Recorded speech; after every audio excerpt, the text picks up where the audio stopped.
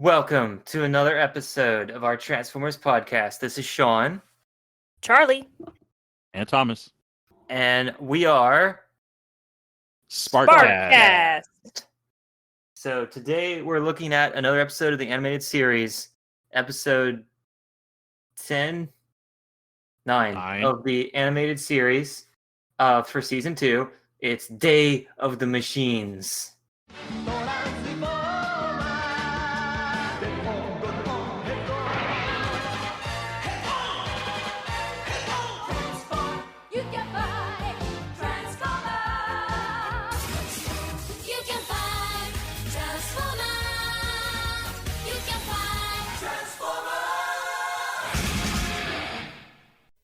Striving to save the world from the evil Decepticons, the heroic Autobots are led by Optimus Prime. He's more than meets the eye. He's a robot in disguise.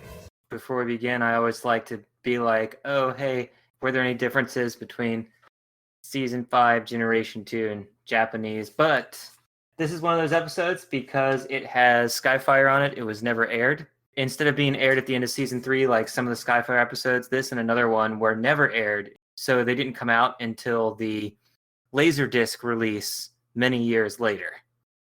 So all they did was run the entire episode uncut, so nothing was actually cut. It was like a bonus feature to just see these two episodes that Japanese audiences didn't get to see before. Wow. And that's it. We saw something the Japanese didn't see themselves that they made? Well, hey, we wrote it and commissioned them to make the animation, so technically the writer for this episode was David Wise, who we've mentioned before in our previous podcast for the episode we first did his episode on. But also, this is, as we mentioned before, one of the episodes where he reused this plot again in 5 different other TV shows that was very similar to a machine taking over other machines. Apparently that happens in Ninja Turtles, He-Man, Mighty Ducks, and like 2 others I couldn't even remember. I'm going to say the Ninja Turtles kind of makes sense for me, especially since we have a character that looks like a Ninja Turtles character. Who's that? Torque looks like Krang. I was reminded of Krang. Just because of his pink complexion? Giant pink face crammed into a box with lots of wrinkles and lines all over the face. Oh my god. That's funny. Because what, Ninja Turtles, that wouldn't show up for another 3 years, right? That was like a late 80s thing. Or early, yeah, like 89, 88. So, but anyway. Me, Grimlock, no like you. What did we like and not like about this episode?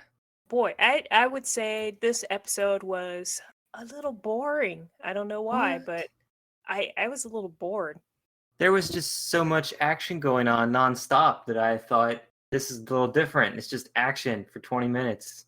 There were some funny parts, but yeah, it was just okay. I guess I could see both ways because there was definitely constant action, and then it was like, okay, now we're going to split up, and here's action here, here's action over here. But also, the action that was happening was just kind of boring. It wasn't like fun fighting or anything like that. It was really just like, hey, let's blow up these empty drones, these tanks and stuff that have no people in them or anything. And of course, we know the story already. We've seen many sentient AI that suddenly turn the machines against the populace, and they find round them up and stop the AI. And well, this in this episode though, Megatron breaks into the facility and controls the computer Torque 3. I guess all he can do with it is lock doors, so that's not good enough for him. So he invents these circuits that he attaches to robots, and once they're attached to any robot, Torque 3 can then take them over and do whatever he wants with them. The Autobots come in and they got to fight at the facility for like 20 minutes. He just had this convenient box of circuit linker chips that he just pulls out of nowhere, and he's like, okay, let's throw some of these on all the things you can see, all the machines. Yeah. The funny thing that was in the beginning, I was like, how did Soundwave sneak in? Did Laserbeak just toss him in the window when it was open or something? Like, because how did he get in there on the second or third story of a building along with Megatron in a case? And this guard comes in and is like, these scientists left this here. I'll put them in Lost and Found. And Lost and Found is outside where they could have been in the first place. Or no, it was downstairs in the basement. World's stupidest guard. But I was just like, why would you need to even go down there? Well, sorry. My first thing was Soundwave. How did he even sneak in there? Because I don't imagine him sneaking in robot form and then transform into a cassette player every time he thinks he's gonna get caught. But but then the guard is like, oh man, why does he need to put him in Lost and Found? That's obviously one person's office. That guy's gonna come into work the next day. That's his stuff. I mean, it looked like, I thought it could be like a kind of a library space, but I'm still like, what a foolish security guard. You're going to take some strange, unclaimed items to Lost and Found. They're just sitting there and they don't belong there. Like, here's a guitar and some Hannah Montana merch and a leaky box. I guess I'll just put these in Lost and Found. That's not suspicious. Yeah, and actually, it doesn't end there with that particular bit, because that's kind of weird. And to answer your question, Sean, there is no answer to your question. That's how the episode starts. They are just there. It pans from that building into the building, and they are just there sitting on top of the desk. That's how they are appear in the building. They don't show you how they got in there.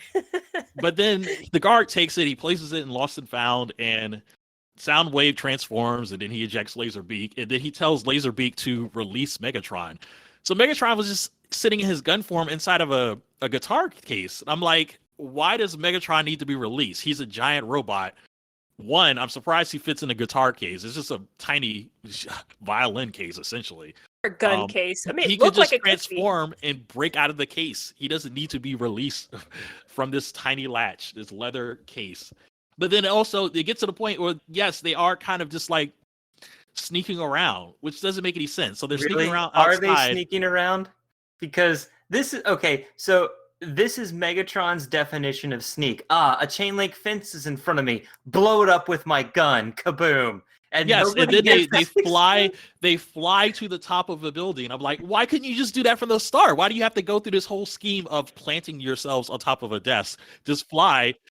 And then they get on top of the roof, and they tell Laserbeak to blow a hole in it. And I'm like, what happened to the sneaking? What was the whole point of that other sequence? And we just saw guards below them, and it's only 4 stories. You're going to hear an explosion 4 stories above you. Absolutely. And Megatron is just a dick. As soon as he got out of that guitar case, he says, "Get a move on." I was like, dude, he just opened you. He's proceeding with the plans. Show a little appreciation for Soundwave. Frees you from your shackle, your leather case shackle that you would have never gotten out of yourself. No. So yeah, that was definitely some silliness right there. Just several events back to back to back right at the beginning of the episode. Okay, so they get to Torque 3, and I was like, so instead of a keyboard, he's got all these random numbers and symbols. And I have no idea what they're for other than just to look cool. They look like just math symbols. Like that was a giant calculator or something. There's like an epsilon and a, like a weird looking division sign that they kind of mess with a little bit. Speaking of what I've mentioned before, in like Autobot X, anytime we create a robot, it must want to destroy things, because Megatron controls Torque 3 and says, use this machine. That is his direction. Torque 3 interprets that to mean, I think I will try to kill Soundwave. Okay, so I guess maybe subconsciously you're like, I'll get these guys. Because then later in the episode, when Optimus confronts him, he's like, I, Torque 3, will control everything. I'm like, oh, I'm pretty sure you're supposed to be following Megatron's command. You're not a mad robot.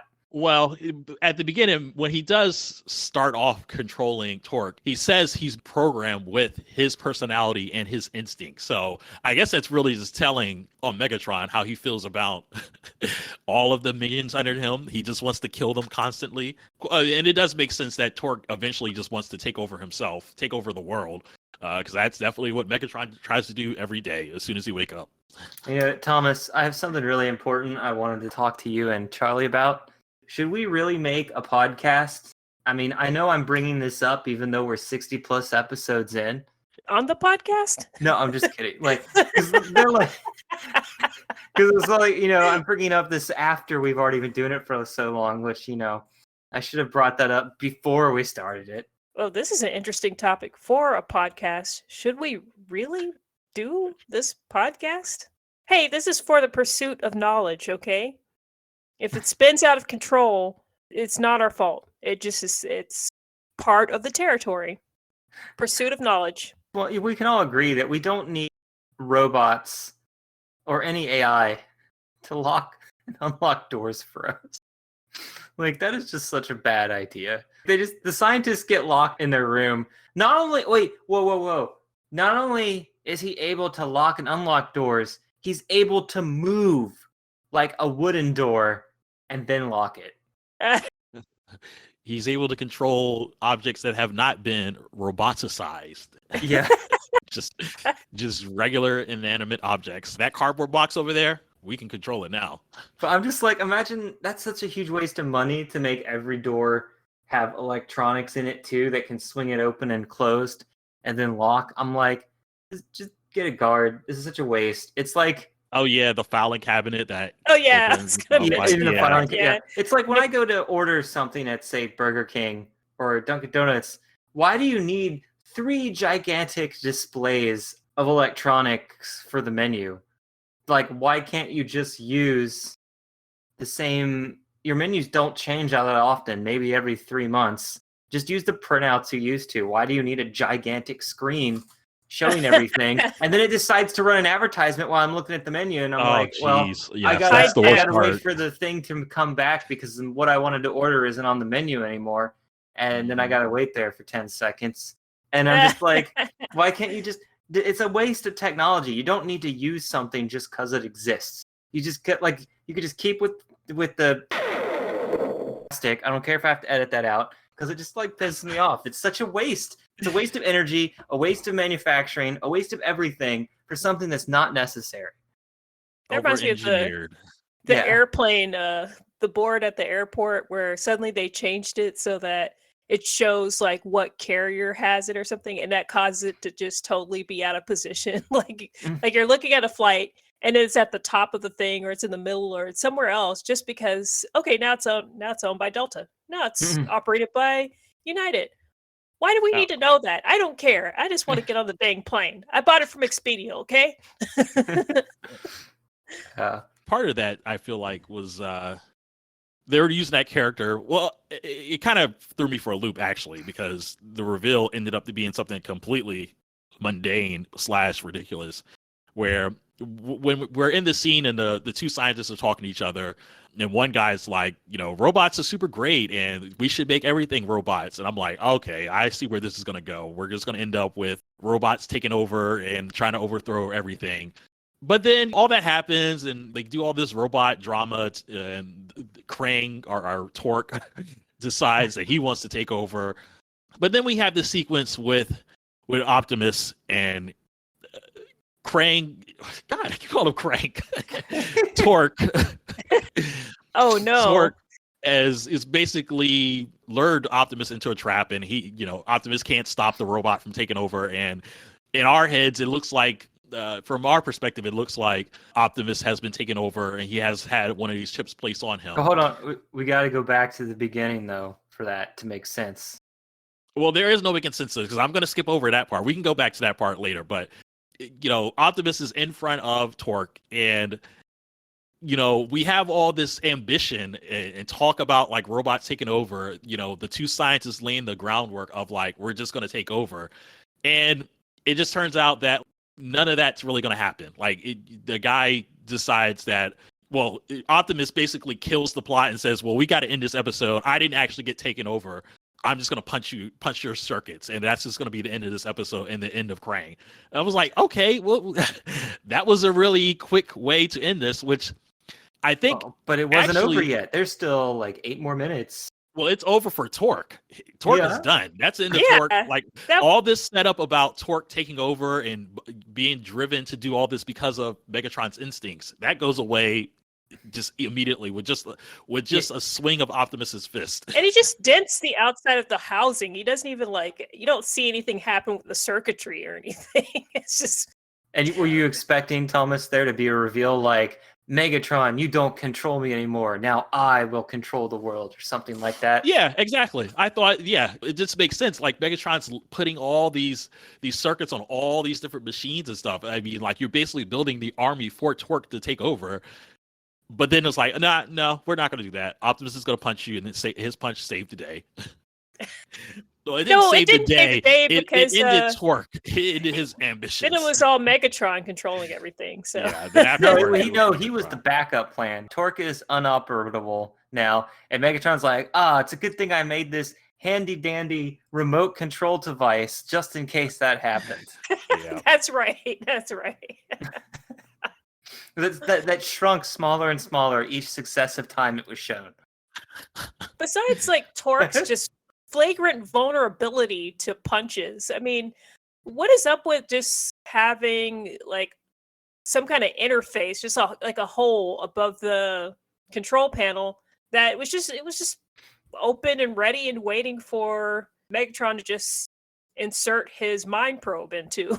It just like sends a little thing out of his forehead and right into a convenient hole. And there you go, reprogrammed. Well, they probably didn't add a bunch of security features there because they just assumed that you'd never get to the room where the nobody would computer make was? it out of nobody would make it out of Lost and Found. The guard would have put you in Lost and Found, and nobody would have ever claimed you. But apparently, that was the one hole in their defense: people sneaking into Lost and Found, and then blowing a hole in the side of the building.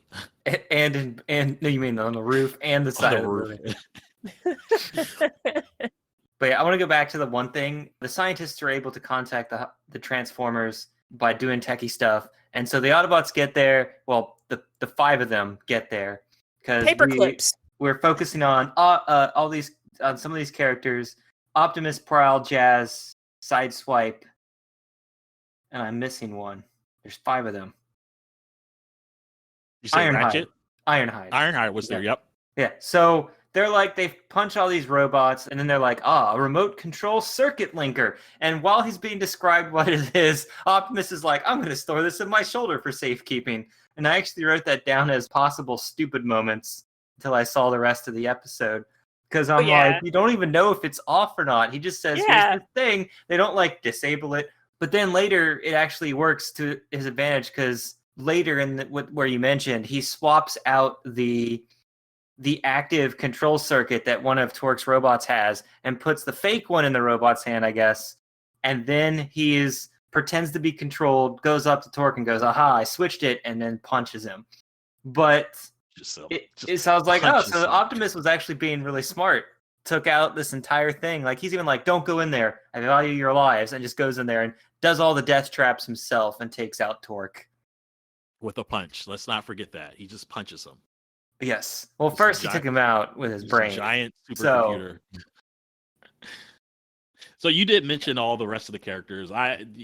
This was I don't know if we've seen other episodes that had both the Dinobots and Skyfire in the same episode, or at least it's been a long time. It's definitely been a long time since we've seen Skyfire. Yeah. Oh, that was hilarious too. He's like, look at all these robots. We need some help. So they call the Dinobots. The Dinobots fight them all off, and they're like, well, you can go home now. We got this.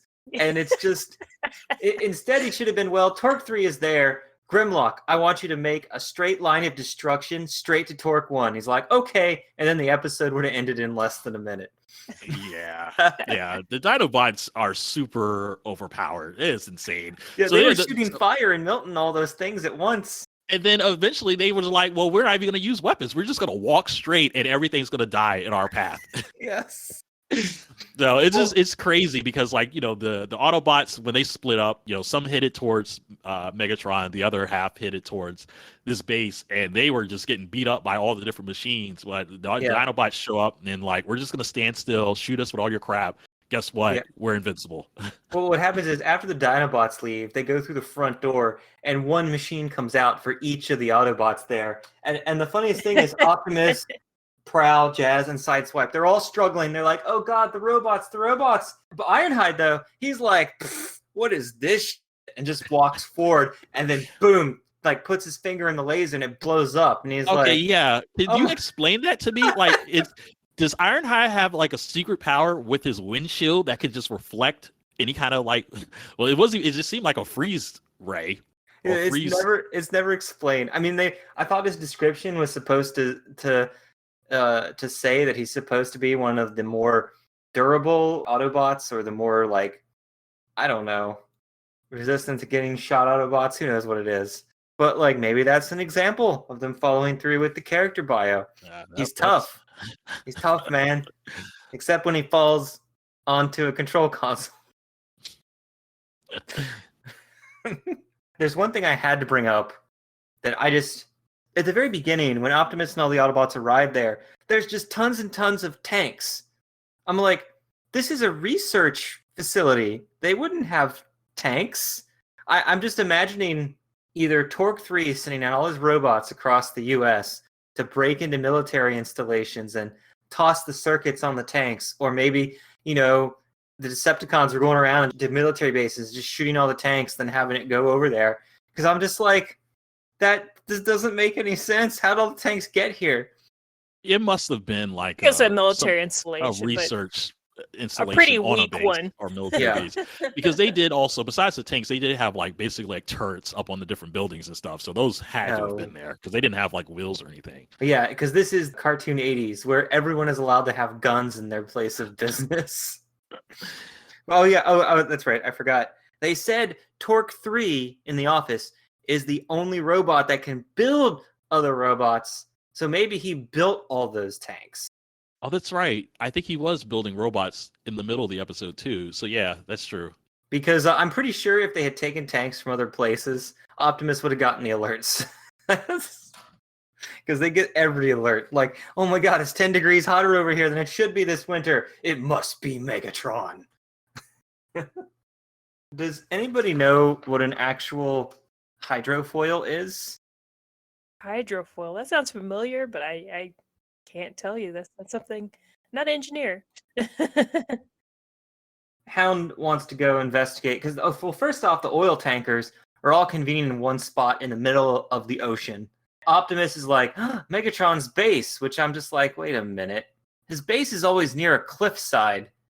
Like, I don't know if that should go into retcon, or if we'll just go back to another cliff the next episode, or what. But, like, that is not where their base is. Their base is, I've always assumed, is just a few miles off the coast of like, Maryland or something. Like, that's what it always feels like. Yeah, it's not like they take a long time to get there. Because they're only, well, or Arizona, California, whatever. It looked like it was the east this time, though. So who knows where it is? They change it all the time.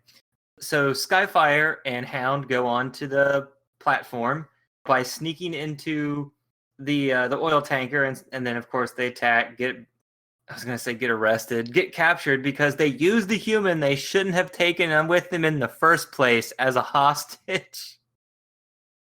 Yeah. Good job, Spike. They threatened to drop him on the rocks.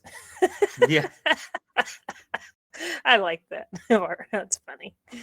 After they free the company from Torque, the scientist is like, here, use my hydrofoil boat. And I'm like, is hydrofoil a real thing? Is this something I should be looking up online? Yeah, It is a real a thing. real thing. I just looked it up to see what it was. I mean, this So- hydrofoil that they're talking about, though, Yeah. is got some additional features, though.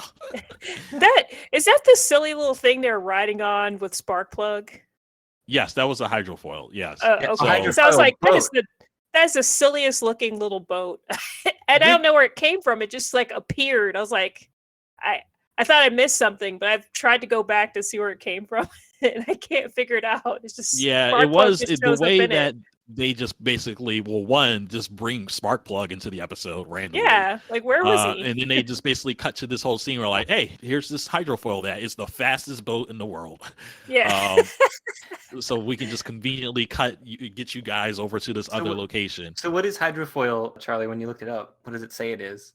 It's just It's actually a boat that it uses elements of lift. So basically, as it goes faster, it kind of has like wings that basically kind of like help lift it up out of the water. Does that Yeah. explain why it was able to fly up onto the oil platform? Well, no, Maybe. that's the extra stuff. That's the extra stuff. Because the jump part, I could kind of believe. The end of the episode where they just use it as a spaceship. Wait, and what? Well, not a spaceship. It doesn't go into space. It flies. It just becomes an aircraft. Oh, it does? I didn't miss And they just fly away. But that was Skyfire. They flew away. No. The other Autobots, before Optimus says, "Go on without me," they get into the hydrofoil and it flies away.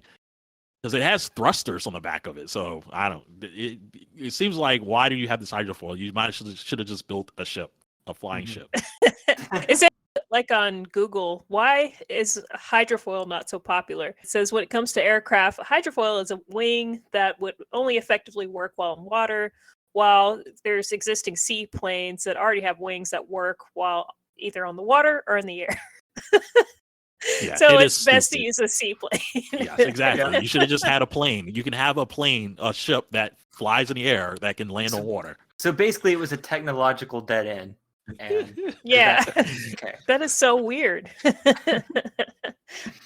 I was wondering what that would be used for anyway. Like I've never really seen them that much. So okay. Yeah, because it doesn't even make sense. Because maybe you add the feature to go on land, but then at that point you might as well just have a hovercraft, because the hovercraft can go onto Yeah, I remember as a kid and the water. thinking those were really cool. I was like, I want a hovercraft. When I was a kid, I thought those were awesome. Even though I thought they were science fiction. I don't know if they were going to be real yet. Now nobody cares anymore because they're just big, fat drones. They put seats on and handlebars. Hover bikes. I want a Segway that also doubles as what we were just talking about. Is a hydrofoil? No, not a hydrofoil. The other thing I just mentioned, the Thomas. I feel like that sounds like something that the Foot Clan soldiers would fly around in. Well, here's this flying seat or tube or. Well, no, this wouldn't fly. This would only operate on land and water, because it would be a. God, what were we just talking about? The word of the hydrofoil version of it? No, the thing I just said I wanted as a kid. Hovercraft. Hovercraft, yeah. Imagine a Segway hovercraft that just only operates on water. It operates on water and land. Or what if it only operates on water? So whenever you get to the shore, you just stop dead and fly off of it. Well, that's why you make a double Segway where there's tires on the top, tires on the bottom. So one is for water and one is for land. So you just flip it over, and when you reach the land or the water, so you have to do a trick and hop off of it mid-air and flip it around. I like that idea. That's cool. Like you're in some BMX competition. Yeah, just do a kick flip with it. I gotta patent this. You guys want to help me find a factory and start making some prototypes? That sounds pretty sweet. I want one of those. Just get a robot to make it for you.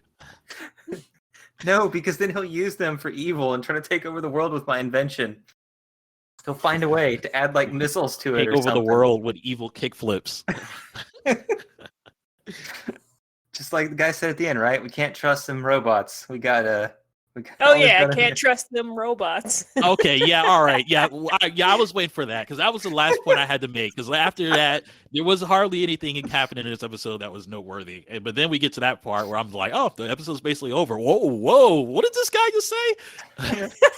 and the Autobots basically had the same reaction. Oh my god, this was ridiculous. And they were so offended by it. They're like, what? Yeah, it wasn't none of them missed the beat. All of the Autobots heard it, and they were all offended. Well, he's just talking about regular robots. He's not talking about sentient alien robots. Oh no, that's not what he said. So basically, what happens? The Autobots saved the day, and they hid. I don't know where they were. I guess they went back to the lab or whatever. The scientist is basically, I guess, stating that that he probably isn't going to do something like this again, because all machines are unreliable. Yes. And he says that in front of, a bunch of Autobots that just saved them, a bunch of machines that just saved them from the other evil machines. So then all the Autobots hear this, and they're like, wait a minute, what did he say? How can you... expressions, yeah. And then the scientist is tripping over himself to basically explain. He was like, well, you're not like those other machines. You're different, of course. Oh my god, he did say it like that. No, yes, really... yes, he basically went through all the well, I'm not a racist. I have robot friends too. I didn't mean you guys. And meanwhile, they're murmuring among themselves, like microaggressions and I'm sure. Yeah, you're definitely not like a robot racist or anything. But it's different though because these are robots. It's different, that don't have Sean. It's minds. different. It says the white guy defending the conversation. Oh my goodness. All right. So that was basically my note. The first sentence was, haha, racism. So I was like, oh yeah, this will be funny. The kids will definitely understand this. The subtleties here. Just wait. Okay, no, that's next episode where they hide a curse word in the show. Oh, they were basically doing some fake curse words in this episode too. Oh, like no, Megatron was like, I'll see you in hell, something like that. Yeah, I wanted to get to Optimus saying some fun stuff, which I like this episode. Like, the one thing I thought, for some reason, just was really funny to me, I rewound it and watched it again, was when the rest of the Autobots jump off their hydrofoil and just storm the base. They shoot an explosion somewhere, and Soundwave just goes, woo, and flips over. And it just looks so funny, even though he's only flipping, like, 180, but it just, like, he moves all the way from one end of the screen to the other. It just was really funny. But, and then they were captured. I forgot to mention, like, the Autobots that were captured, they actually did something useful. They blew up the force field surrounding the oil tanker so the rest of the Autobots could actually get in.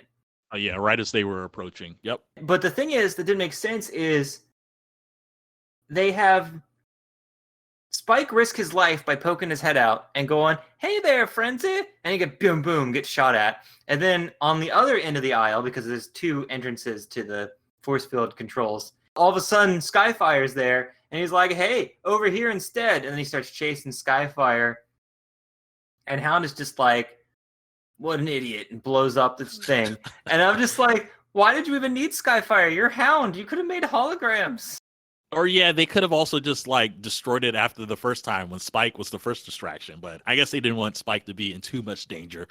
Which in the first place, why have Spike get involved at all? Just have Skyfire do it the first time. So a fun fact here, this was Hound's first and last time using his shoulder-mounted rocket launcher. First and last time, wow. Yes. Okay. That just makes me wonder how many times Mirage actually uses his. Because he's got one too. Scratch it off his weapons list. Yeah. Used. Done. But the worst fact is this is the last Skyfire episode that we will ever see. Really? Skyfire never shows up again. Just because they wanted to not put him in there with all the stuff going on, since he wasn't really one of the Takara figures, probably to appease them. I think he might have been drawn in a season 3 episode by animators, but so I don't know if that was part of the script. He just shows up in the background, so I don't think that can be considered a real canon appearance. But yeah, because I kind of like him too. But which makes sense. He doesn't even get to die in the movie. He doesn't even get to show up. He just vanishes from existence. So how soon was he basically replaced by an identical figure? The identical figure, Astro Train. Oh, Astro Train's for the Decepticons. Oh, never mind then. So the yeah, he hasn't shown up yet in the show. That's funny. That still kind of goes by a point where they look similar-ish, and they serve kind of the same purpose. So I mean, it's basically like the Skyfire, like, oh, I'll see you guys. You'll never see me again. And then he shows up with the Decepticons wearing like a curly evil mustache disguise. No, they don't. They wait till other shows entirely before they start using recolors. It's funny. Okay, so going back to Optimus, he had like 3 lines of dialogue that I just thought were hilarious. I'm like, when did Optimus start cracking jokes? Because he was. This is one thing I hated about this episode. He talked a lot in this episode, but it was all boring one-liners, like all of it. He stands up on one of the Dinobots to rescue the humans, and he's like, going down. He said good grief, like Charlie Brown in one of the scenes of like, oh, okay. And then when they're going to the door where Torque 3 is, they're like, it's locked. And Optimus is like, fortunately, I have a delicate lock-picking technique. And then boom, blows up the door. Yep. That was a good one. And then at the end, with the mechanism that controls the oil tankers, he just throws it at Megatron. It's like, catch!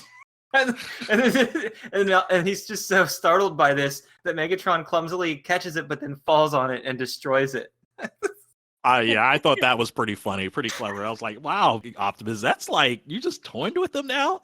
And then Megatron, the camera basically just pauses, like nothing's happening while Megatron's basically just realizing what just happened. It was like, wow, they are really rubbing it into his face. Like, you just got played for a complete fool, Megatron. I just remembered another silly moment. When they were battling the tanks, there's this part where Optimus actually runs away from an army truck that's coming at him. But I'm like, isn't he a huge semi-truck? I mean, why would that be a threat? Especially since they were like ripping tanks in two at the start of that. That doesn't make any sense to me. But then after that, they called for the Dinobots' help. Yeah, they were getting like overwhelmed. Who begrudgefully came. I mean, they were overwhelmed by regular trucks, and like those probably aren't that big. I mean, Oh yeah, they say aim for the tires is the one thing that's just a normal aim truck. for the I'm tires. Like, It's just a normal truck. That would blow up from one of your blasts. But they ran away from it. I'm like, you guys can just like sucker punch that thing and it's done. Oh, here it was this episode, Thomas. Which episode? It was this episode where they curse. Oh, He this says, one? "We are in deep transistor parts." What Oh are yeah. So transistor yeah, parts that was the other than, one I couldn't remember. What are they other than refuse, i.e., human fecal matter? Okay. That is Oh, like that's a stretch. Come on. We well, can say transistor parts. If they could say, what? I know. what I'm pretty the- sure they've substituted other things. Other substitutes. Yeah, because Megatron also basically said, "I'll see you in hell." Like, that's the only time you'll like defeat me. That's what I'm- So what like, did yeah, he say? Do you remember? I forget what he said, but yeah, that there were multiple lines during this episode where they were like, "Let's mess around with the sensors a little bit this episode." Yeah. Was the probe that Megatron put into Torque a bit of a stretch there? What was it? Sorry. This is a clean probe. show, Charlie. There were no probing. None of that was happening. It was not stuff getting stuck into slots. Hey, it was a round slot, and that was a. Oh, yep. I had two quick things. The first was, even though this was a later Japanese episode, the narrator just will not shut up. I'm like, it even says it's Soundwave when Soundwave first transforms in the beginning. Trying to get the kids But it motivated. just won't be quiet. I'm like, I know they're in a building. I know what they're doing. Why would we not be quiet? But the funny thing is, the entire ore tanker exploded and there was no environmental damage whatsoever. Even though there's hoarding oil tankers there. So Megatron lost his energy, but we don't even need to mention that all these fish and this whole area is uninhabitable now for the next 30, 40 years. Yep, that's gonna be like 10 years of cleanup right there. Animation errors. There was one that was kind of funny when Jetfire lands on the oil tanker and he opens the door with Spike and Hound. I see Spike's feet coming through it. It almost looks like his feet are poking through and then get completely crushed while the door opens. One scene, Sideswipe was running away from the machines, and they painted his entire helmet for the entire scene red instead of black, and he just looks really weird when he's fully red. Optimus' eyes were also red the whole time he was captured. And did anybody catch the errors at the very end, even though I know you were focused on the racism? Not only did Skyfire have a completely black face the entire scene where that scientist was talking. Wow, just layering the racism. Like, let's have a black face wow. I'm sorry, he's supposed to have a white face, so his face was black the entire 30 seconds of that Oh, scene. jeez. I don't know- 30 seconds. How many Yes. frames is that, man? Come on. And not only that, because they didn't want to use any animation, so everybody just stands around, so they used the exact same thing, and only Optimus's mouth plate moves. Was his mouth plate just big red? The other error is that Skyfire is the same size as Prowl in that scene, the whole last scene. Wow, jeez. Yeah, Yeah, well, that's even in Skyfire. He's always jacked up. His proportions are never. It's just always blatant how much they change him around.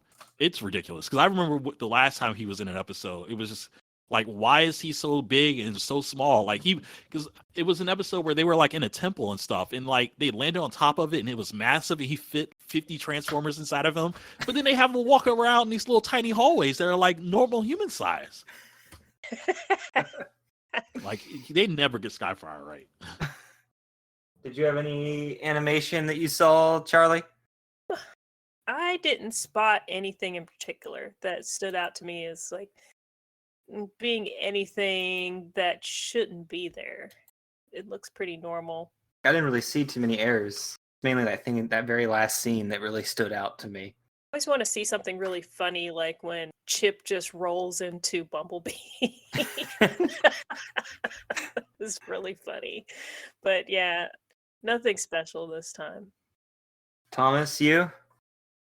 Nope, I didn't notice anything. So there, no more deleted audio.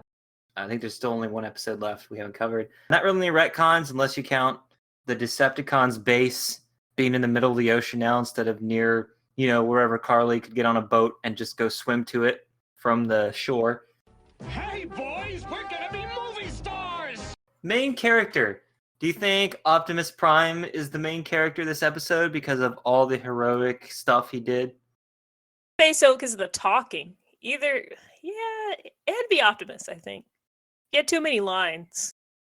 I mean, he takes out Torque 3 using brains and brawn. And He goes then to the maze by himself. he gets to the He- maze. He calls the he goes Dinobots. He calls When the he- Dinobots. He goes back and saves the rest of the B team. He runs scared from a pickup truck. And then he confronts racism. Sorry. Yeah, that's right. Optimus is an ally. Do you agree with that too, Thomas? Yeah, I think Optimus. Yeah, he has to be the main character. If it wasn't him, then I guess it would be Torque? Megatron or Torque. Or, no, we just didn't get enough screen time. No, he doesn't count. He's just a machine. He doesn't matter. Energy! Megatron's energy. Does anyone want to actually describe what Megatron's plan was this episode? Oh yeah, Megatron actually wanted to. Oh wait, actually that's the next episode. Sorry, I got that wrong. Can't remember what his plan is for this episode. Why did he do any of that besides just being a jerk? Because they obviously premeditated this pretty hard. They did the old Trojan horse trick, and they hid inside the research facility, and they were gonna do what now? Oh, I know what it was. It was they they wanted to steal the oil, like using the oil rig, and they somehow lured all the tankers in with the electronic doohickeys, and I guess they're just gonna steal oil from them to make energy. It actually seemed like a good plan this time. Except I just thought it was a weird plan. I'm like, how do we jump to oil tankers from what we were doing before? Yeah, why, what why the- do we need to go to a military installation to steal? Oh, I'm sorry, military. something? It is quantum robotics. Oh, okay. Or why do we need to go there to get to this point to just steal tanker oil? I just don't get it. I was almost disappointed that they're at sea. I'm like, why are we at sea now? What happened to the story? Why is there a captain with the captain's hat on? Mm. He talks to Spike for like a minute and then he's not there anymore. I don't know what happens to him. I forgot, like, it's been so long since I've seen it. I forgot, like, what his initial plan was. At first, when he took over Torque 3, I thought he was just going to use the power. I thought, like, Torque 3 can control other machines or something. So he would use this ability to just create a robot army to try to take over the US or something. But that's not what happened. He's like, yes, Yeah, control all the oil tankers and we'll have enough energy to take over the world. Yeah, I mean, obviously, he didn't want to use up the unlimited energy that Torque has. He wanted to let Torque have that for himself, all for himself. But yeah, I'm basically with you. Like, how do we just get from this? You have this super robot that can print robots and take over the robots. You maybe use that to take over. I mean, you can do a little bit more, a lot better with than just settling for oil tankers. Do seem like a weak source of energy. Come on. I mean, there's nuclear energy, there's wind There's- energy, solar. You could do I don't something think they to use wind in this could show. steal the sun's rays again, or try to steal the Earth's air so you can just funnel it all into some kind of Or- vortex, Or blow up the planet to get all the energy from the explosion again, you know. or pump the magma out of the core. I mean, Oh yeah. How is this anything. planet still alive? I do what I want when I want.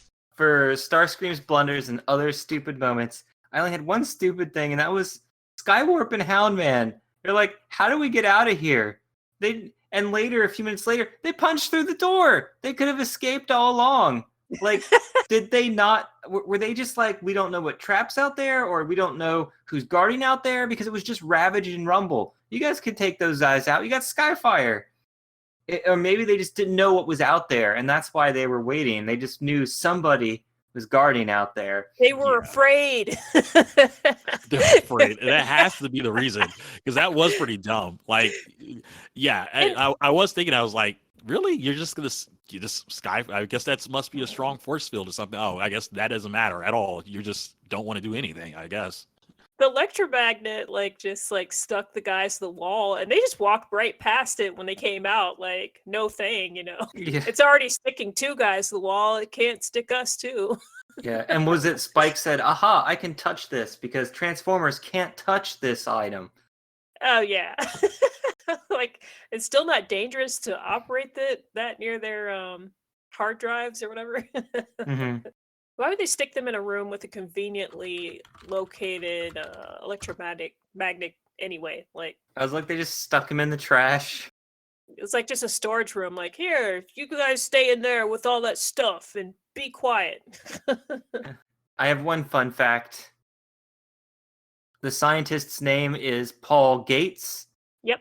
So it's possible they were named after Paul Allen and Bill Gates, since those are the two co-founders of Microsoft. Huh. Did the other scientist doctor have a name? No, he never got a name. He was just friend talking to scientist or something. I don't know. Generic engineer number 1. Yeah. Naive robot lover number 2.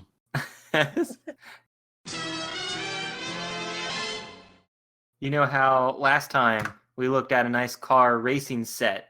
Now I want you to see this video of the Tech Specometer 11. Basically, I want to look at 6 to 8 toy groups that came out that were not on the show, but were sold as Transformers. Wow. And Like this- officially licensed? And yes, this is one of them. This is the Tech Specometer 11. Put on mute and take a look at it and just see this wonderful toy in action. Oh, this is a gun. This is a gun. Oh, a gun? It says 11 different toys in one. Okay, I thought it was a cassette, some kind of cassette at first, but Just go to minute 1 where he gets it out of the box. And it looks like there should be an audio cassette spool there or something. yeah. So you said there's supposed to be 11 toys in one. Like, what are they? You know what they are? Oh my god, it does come off as a gun at 2:30. That's- Yeah, like a SOCOM pistol. Oh my Like, god, that's it's even what got a parts trigger do. in it. It's Yeah, like, oh my it's a gun. It is definitely a gun at some point with a compass on it, so like you can aim precisely at somebody's head. Yeah. So yeah, because he just takes the gun off a minute to her. It's so hilarious. Oh, okay. So it doesn't transform. It just has a bunch of gadgets built into it mostly. Yeah, Well, I guess it was just- transforms into the gun, but that's about it. The other stuff is just like, here are these features on it.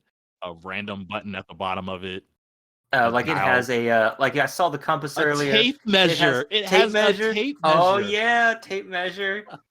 And it's got a light on the side. Oh, there's the compass. I guess the other thing on the side was something else. Oh, the dial is to wind up the tape measure. Oh my Wind god, back the in other side has a whistle. to get somebody's attention before you shoot them in the head. Okay, this looks like slightly a ripoff. Like, this might have been a prototype for like a some kind of camping do it all tool or something. Yeah. And then they just put a logo on it. What is that switch thing at the end? It looked like the gun bullet area would be. I can't really tell what that is. Oh, at the top, on Yeah. the blue. I have no idea. I think there are just random switches and stuff on here because there's one on the back too. Yeah, this is pretty funny. Yeah, This is hilarious. I was like, if I saw this somewhere at the yard sale, I would totally be buying this. there's text on Yeah. it that says telescope. Yeah, that might be what the thing you look through is on the one area where he put it. But yeah, it's just so weird that it just comes out as a gun. You could not sell something like that. I mean, it's got I blue miss on the the side. 80s. It's before the orange, so it does have a bright blue thing on it. Oh, it stretches out, so who knows what that's for. But anyway, I don't know what an altimeter is. Oh, Altimeter. altimeter. It's Yes. to measure altitude. Oh, okay, that was the other thing. So we saw the magnifying glass when it flipped off. Compass, flashlight, sundial. Where What was the sundial? Maybe it's And a there's a little switch at the sundial on top. here? Yes, now I need to find it because it said telescope, reflector, whistle, and a manual counter. But what's the reflector? It's the little circular mirror thing on the side. What do you mean towards on the this? front? The part that's Oh, the big little part circle that's that we light, stare at the circle, whole yeah. time. That's it's just a What do little you even do reflector. with that? Signal to somebody on the other side of the mountaintop. Keep from getting hit by a car when you're on your bicycle, your Oh, BMX. telescope and periscope, magnifying glass, tape measure, reflector. Yeah, I want to find compass. this sundial. Where is this sundial? I have to find it. I've seen all of the parts but that one. I must discover its secrets. None of you guys saw the sundial, right? Nope. No, it has Okay. batteries. Why does it need batteries? Because it's got a light in it. Oh, the light. Okay. Oh, okay. Yeah. It operates as a flashlight. I don't 'Cause- know about the sundial. I've Is seen that the compass. sundial or that's got to be the compass? So Okay, Oh. so it looks like there's compasses on both sides. So I guess that is the sun. Well, no.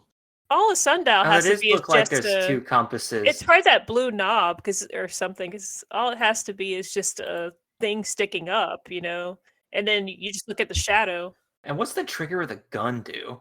And I'm also like, what's the purpose of? Oh, there's another magnifying glass. A blue thing pops out. It looks Well, like yeah, there's that's two the magnifying magnifying glass. glass, which is Ah. definitely 100% feature different than a telescope. Yeah, because the telescope is at the top. I swear, the sundial.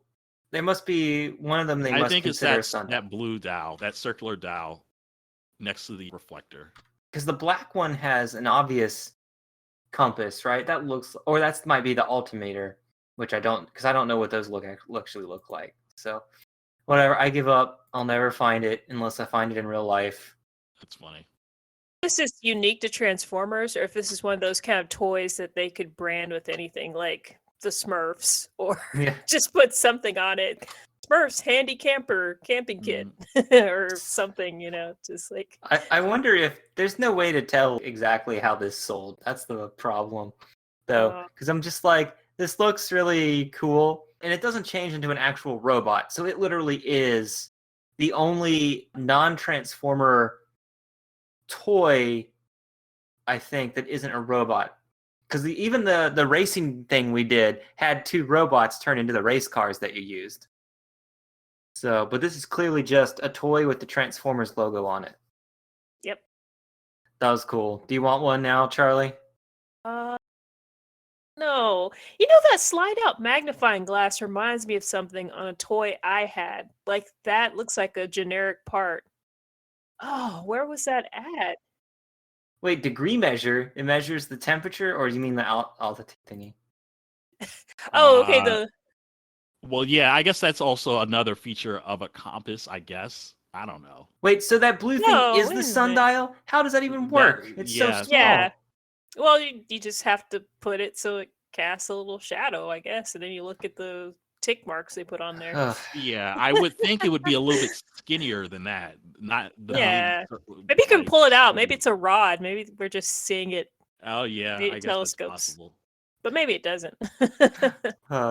I'm mad at the tape measure. I'm like, come on. This almost, Tape I just measure. think this was like a Yeah. Chinese camping set that just wasn't strong enough to be a real one. This is an officially licensed product, something they put out during the second season. It was something they made after Transformers had long been out. They were probably just like, what other stuff can we slap this label? Because the second season was also when they released the race car one that I showed you guys too. Oh my god. The kid looks like he's using his gun in that commercial you found, right? Yep. Even though he's looking through it as a telescope, it looks like he's about to shoot you with it. Yep. Wait, the telescope and the periscope are considered two separate items. Exactly. They're ripping people off because it's the same thing. But It's the same. well, no, physical remember thing. you saw glass. One goes in a straight line, the other goes in a diagonal line, so that you can sneak around a corner, I guess, with it. Mhm. I guess. I'm not really sure. I can't Well, really no, defend that's it. the magnifying glass. That's different. No, I'm talking about, like, I saw the whole thing flip over in the video I was watching. It's The in an gun, L shape. the gun, so the black thing with the four circles on it, where it says telescope, that actually flips out and has like stuff in it, has Oh, glass okay. in it. Yeah, it's just weird. But anyway, we can stop talking about it. I just wanted to show you that exists because that looked so awesome, bad, or both. I wasn't sure. what is the appeal of a periscope? Jeez. I had one as a kid, and I just can't remember if I even enjoyed playing with it. I guess you'd get below the couch and like kind of try to look at people or something with it. So that's it. Thomas, do you want this product? Nope, I have enough junk. Okay. All right. Well, Even though any possibly consolidate 11 of my pieces of junk. anyone listening, take a look at this awesome thing. It's called the Tech Specometer 11 to see if this is the type of retro toy for you. Signing off, this is Sean. Charlie. And Thomas. Good night.